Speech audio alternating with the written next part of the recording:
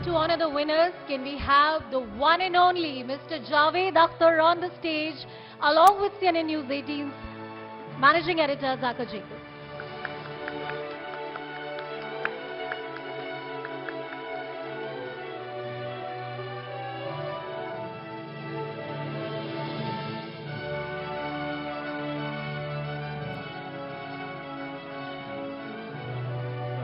After the announcement, I'll hold the mic for you. I'll hold the mic. I'll hold the mic. You have to read this. Okay. Well, I was requesting that he should allow me to speak from there because I have very unsteady hands. So people will think I'm very nervous when it will shake in my hand. Well, what do you say about a filmmaker like Mr. Mani Ratnam? Allow me to use a cliche that this world is a conveyor belt. People come, people go. And film industry is also a conveyor belt with a little difference. It moves a bit faster. But there are very few people who turn this conveyor belt into a solid, immovable stage, platform. And there they stand under the limelight while others are coming and going. Mr. Mani Ratnam, who started his career in, if I am not wrong, 1983, 82, 83, is as relevant today as he was with his first film. And why? You see, success comes and success goes in our industry very quickly. But it remains with those, and they remain in the mind and memory of people, and they remain a person who draws respect and admiration for his work, who has brought something which was never there, who give us an experience that we had never had before. You see, we Bombay film industry people have been very complacent and very sure of ourselves. And we used to be completely convinced of our superiority. And then suddenly, a director came from Tamil Nadu. He slapped us hard on our face. The kind of work we had never seen. The kind of taking, the kind of framing, the kind of performances he has taken, the kind of lighting he had brought in his film. It was unprecedented. We were very sure of a technical superiority. He made us feel like illiterate children. And there are many who consciously and there are many who unconsciously have been influenced by him till today. What can you say about Mr. Mani Ratnam? I'm very proud that I know him. I'm very proud that I have met him. And I am very proud that I have learned so much from his films. So please be kind enough to come here. Ladies and gentlemen, put your hands together for the CNN News 18 Indian of the Year Entertainment, Mr. Mani Ratnam. Can we have a standing ovation for a legend who has redefined cinema for the last 30 years? May I request Javed Saab to present the award to Shri Mani Ratnam.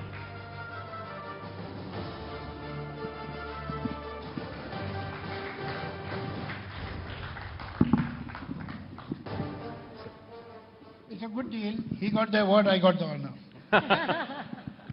Mani sir, 2023 of course was a phenomenal year for you. Ponniyin Selvan 1, Ponniyin Selvan 2. This is a magnum opus, a 5-part novel which you decided to make into a 2-part movie.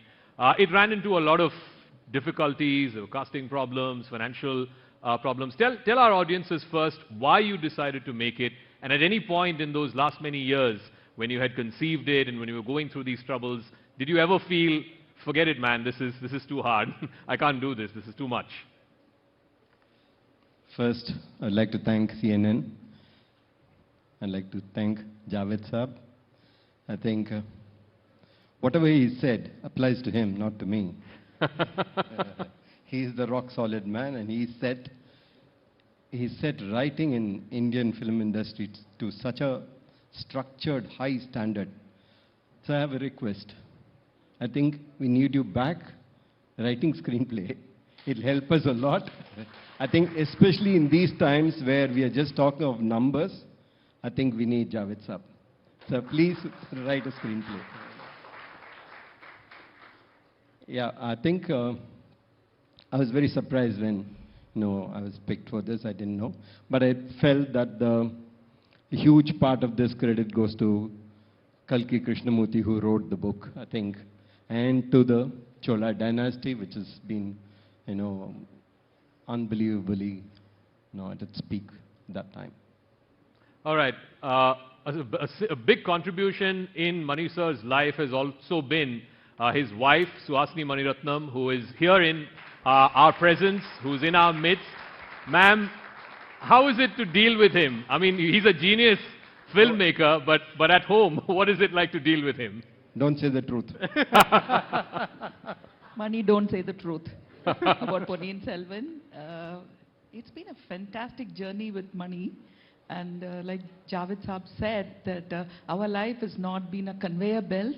It's been a rock-solid stage for both of us to respect each other as human beings, as creative people, and also somebody who reacts to what is happening around us. I react to what is happening around me. Mani reacts to what is happened many centuries ago. That is the difference. That is the difference between an ordinary person and a genius. I'm not saying he's a genius. He can try to be a genius. She sure is one. No, I'm trying to be a normal human being. That itself is so difficult. So thank you, Mani, for this wonderful journey where I've learned so much from you. Thank you so much. What a moment, ladies and gentlemen. I do want to ask you about, your future projects. You're teaming up again with Kamal Haasan after 35 years, I think, after Nayagan. It's the first time. Yeah. I think the question that everybody in the audiences want to know is, what took you so long? I can't say what took me so long. I didn't have a script for him. It didn't work out, and it's tough when you have an actor of that capability, who's done several things. So unless you have at least halfway something solid to give, you don't go to him, just because you have done before. I think hopefully we'll be able to bring some kind of a character back on screen. You've worked, like I said, with the biggest stars in the industry, from Kamal Haasan, Rajnikant, Shah Rukh Khan, and you've also identified new talent, the likes of Arvind Swamy, Madhavan. You gave us the genius of A.R. Rahman through Roja. How do you manage to do both? On the one hand, you are managing the egos of these big stars, and on the other, you have this eye for spotting talent. I don't think the big stars has real egos if they are on project. Not with him. No, really, it has never been difficult to work with stars, because if you're clear and if you know what you want, they're only too happy to have somebody take the decisions, somebody to go forward and where they trust and you trust them. So it becomes a mutual thing, we make it together. And I think new faces, the script demands sometimes new faces. That's why you go for new faces. And I do it only because it is right for my film, not that I want to introduce somebody new. I do what is best for the film. I do also want to ask you, I'm sure you've been asked this many times over in the last 10 years, but I still do. When are we going to see Mani Ratnam direct another Hindi film? I think the last full-fledged one was in 2010, more than 10 years ago. When Javed Saab writes a screenplay and gives it to me. Javed Saab? When are you going back to Chennai? I'm coming. I have time. I do want to ask Javed Saab, because the jury, again, was unanimous in its choice for why they chose you as the Indian of the Year in the entertainment category. So if you can tell us why the unanimous decision by the jury. He's my friend. No. The fact is that there was total unanimity, and the fact is, again, maybe I'm repeating myself, that people in any field Only those people are important. It's not only success. Success comes, success goes. But people who have made a contribution, people who have brought something to the table which was not there. You see, Mr. Mani Ratnam's greatest contribution is to make us so very sensitive about the visual, about the camera movement, about the detailing. I mean, my favorite film of yours is Gitanjali. I don't know how many times I've seen it, and I'm willing to see it again. So, I mean, that was another language. That was another pitching. And that is why it is not only that his film was successful. I can, it won't be very politically right, I can give you name of 10 directors who have made number of super hits and nobody remembers them. It is not only success. In film industry, only success doesn't sustain you. Success with some exceptional work. That is what he is. And he has given us exceptional work in the last 40 years. Ladies and gentlemen, a huge round of applause to Mani Ratnam, CNN News 18's Indian of the Year in the entertainment category. Thank you very much. Thank you. Thank you, sir. Thank you so much. Congratulations.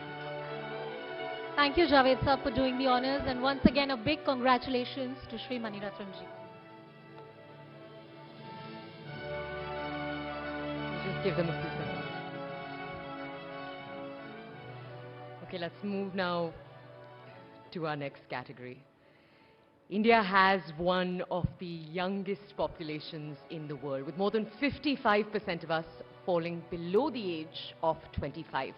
We're a predominantly young country, hungry for opportunity, and a new age of youth icons has come to represent our restless, rebellious vigor.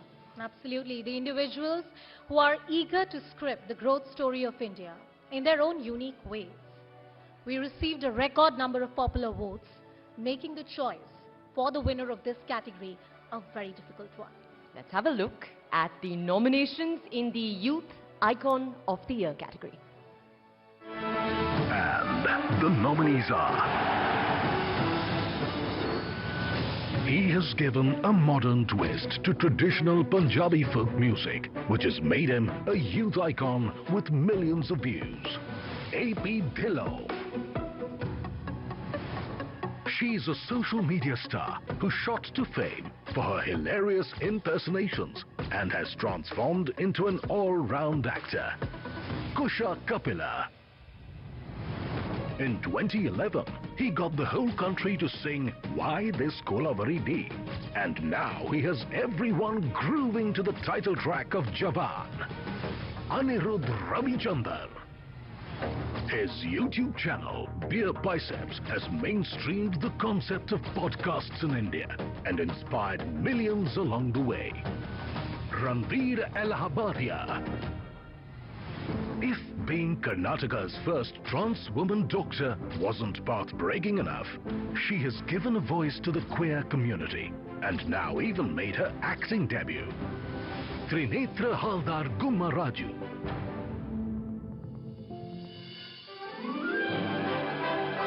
And to do the honors, may I please invite Justice Indu Malhotra and Zaka Jacob on the stage, please.